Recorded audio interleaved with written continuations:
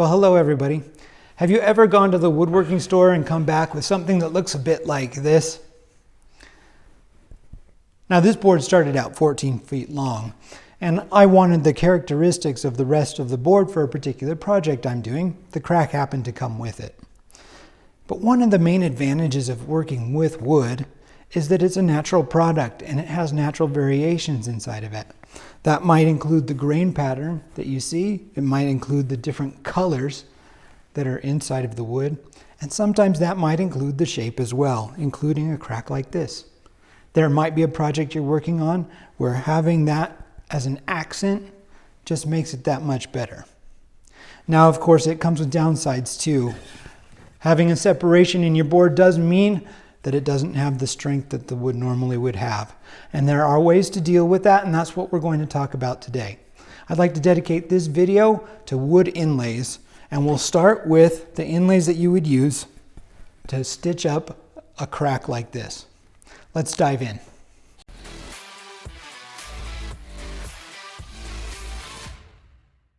Now, the classic way of adding strength to a crack like this is to use something called a bow tie inlay. And this is a router template made for creating bow tie inlays. There are two portions of the work that you need to do, and the template can help you with both. The first is to create a pocket inside of the original piece, and the second is to create the inlay itself, which you can do with the same type of wood, or you could use a contrasting color like this maple on the walnut.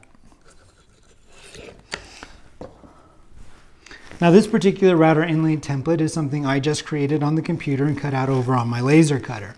And if I use any templates in my videos, I'll be sure to put it up on my Etsy store, and you can get a link to it inside the video description if you're interested.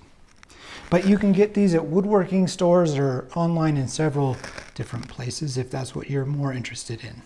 In order to work with them though, you're going to need a little bit of a special setup on your router.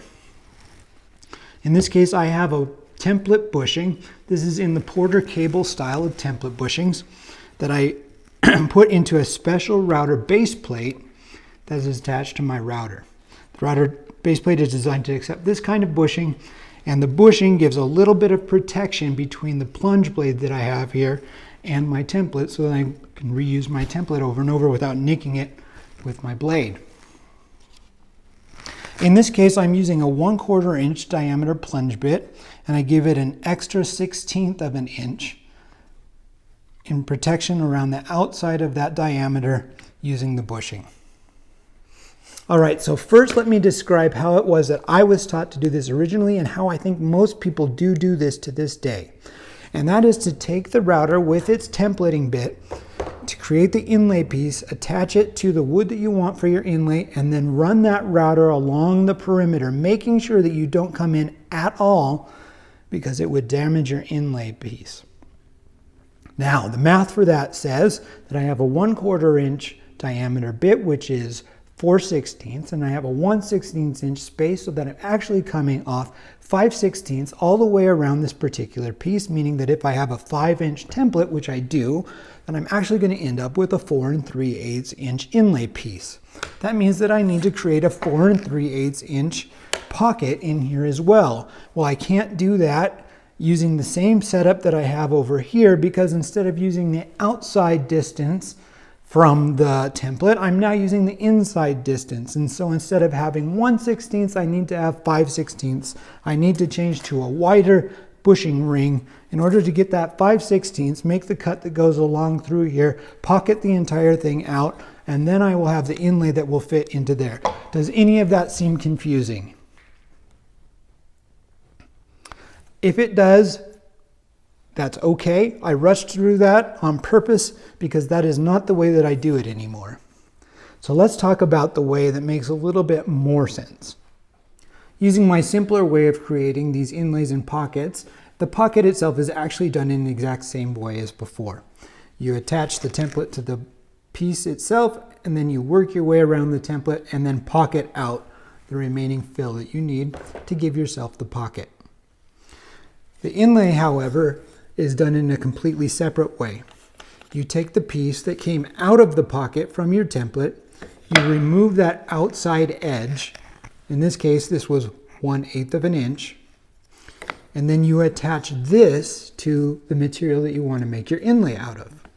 Now, instead of pocketing from the inside with our router, we will go around the edge on the outside to create our inlay. In this case, that means that we have a 1/16 inch gap to make our pocket, and we have a 1/16 inch gap around the outside when we're doing the inlay piece. You take the 1/16 inch gap on both sides, add them together, and that's the 1/8 inch piece that we've taken out as a separation. The other great advantage of doing it in this way is that I can't mess this inlay piece up. The bushing is going to keep me from going in and cutting a hole inside of it. When you create the inlay piece from the outside dimensions, instead, you have to make sure that you're keeping right up against that edge. Any deviation away from that, and you'll mess up the inlay piece and you'll have to start over.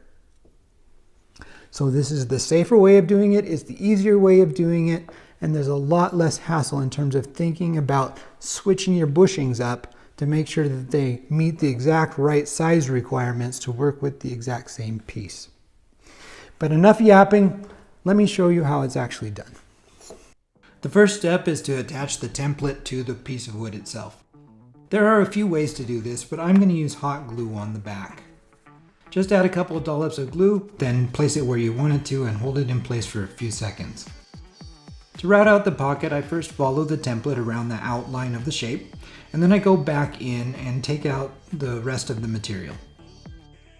I don't have a vacuum attachment for my DeWalt palm router, so I'm coming back and vacuuming it, and it may be that if you have the same situation, you're either going to have to clean it up a little bit more with the router or come back with the chisel. I use a painter's 5-in-1 tool to pop the template back off and clean off the glue. The process for creating the wooden inlay is very similar to creating the pocket. We're just using the inside blank instead of the template. Attach it first with a couple daubs of hot glue, then take the router and route around the outline. You're going to want to have your inlay piece be a little bit taller than the pocket that you created, and I generally tend to go in more than one pass, just setting the router bit down a little bit further when I go for the second pass.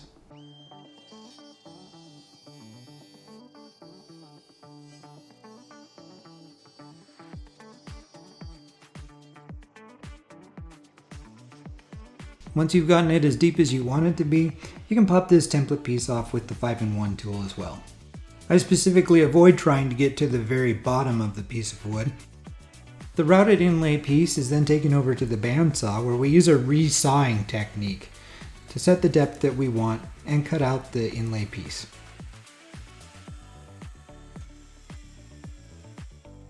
And here you can see how all the sizes work out.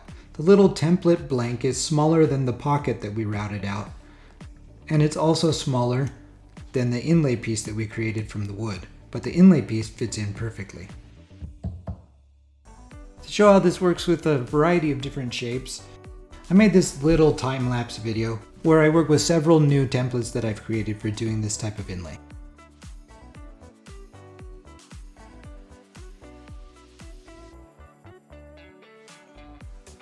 The inlay pieces should fit pretty tightly inside of the holes that you've created. In fact, they may be a little too tight because of the round nature of the router bit. That round bit can't get into tight corners, so you'll either have to use a chisel to sharpen out those corners, or you'll have to take a little sandpaper to the inlay bits and round off their corners to match. A little glue and a lot of tapping will get all of these pieces into place and held securely. Now, it's pretty unusual to use that many different shapes on one single piece. It's the kind of thing you'd only see in a video. So on the other side of the board, I wanted to show you a more common pattern, which is to decrease the size of the inlays as the size of the crack also decreases. I think this looks really nice.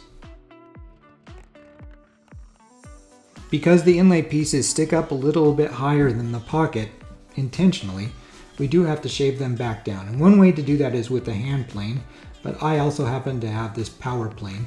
So I took the power plane to it first and then followed up with some sanding.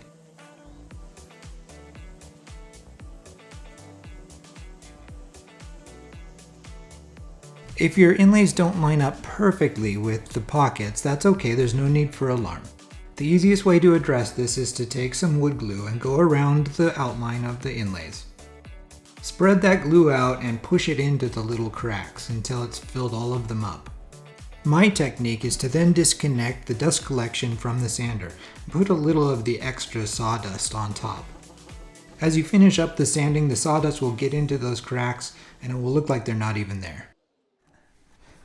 Well, here it is with all of the work done, and you can see the various patterns that I put into it. These are kind of the standard ones that I can think of off the top of my head, so I made templates for each one of them, cut them out on the laser, and came and made inlays. I like this so much that I actually put a finish on it, so that's what you're seeing now. That finish isn't quite set up. I also did the standard stitching pattern on the back where the size of the inlays actually decreases as the size of the crack decreases as well.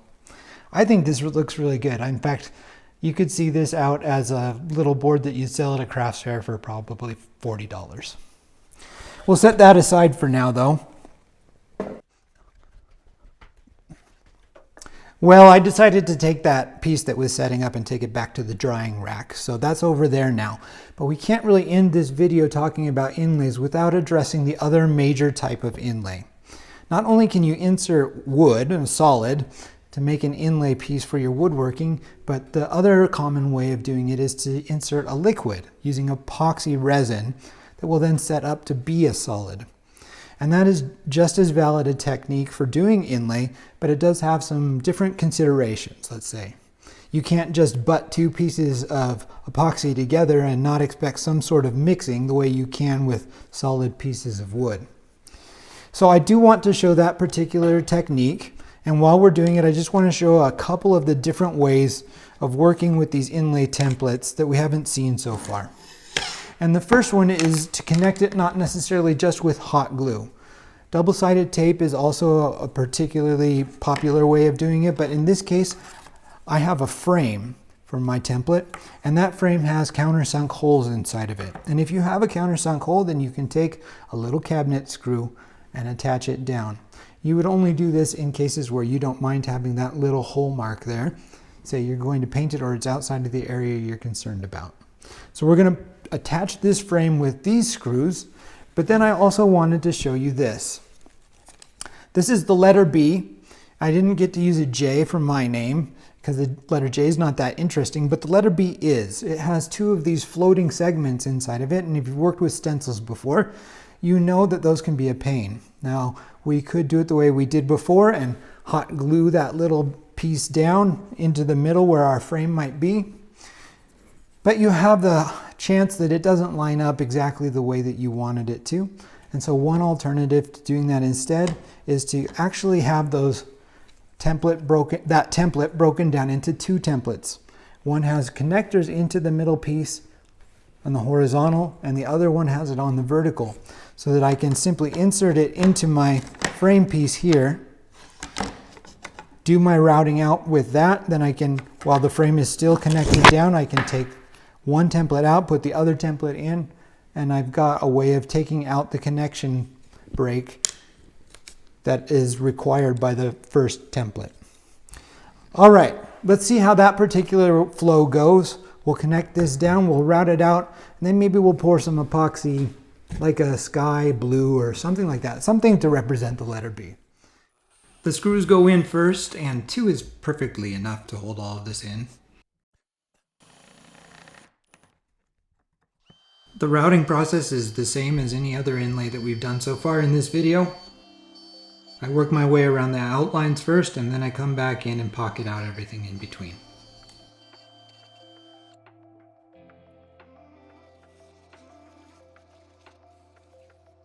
Once one template is done, I switch to the other, and I have to make sure that I do get it right side up. Using the second template, I get nice clean corners everywhere, and those inside pieces are just exactly where they're supposed to be. The rest of the process is simply to clean it all up and put in the epoxy.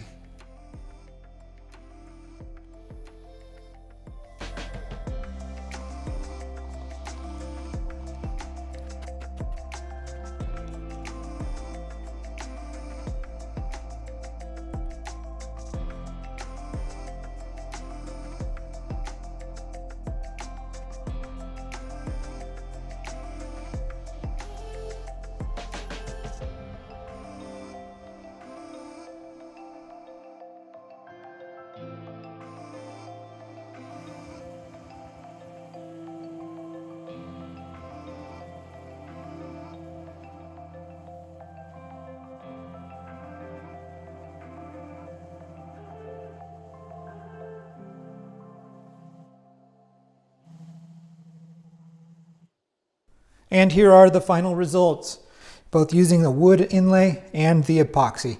These are the two most common ways of doing inlays into routed wood.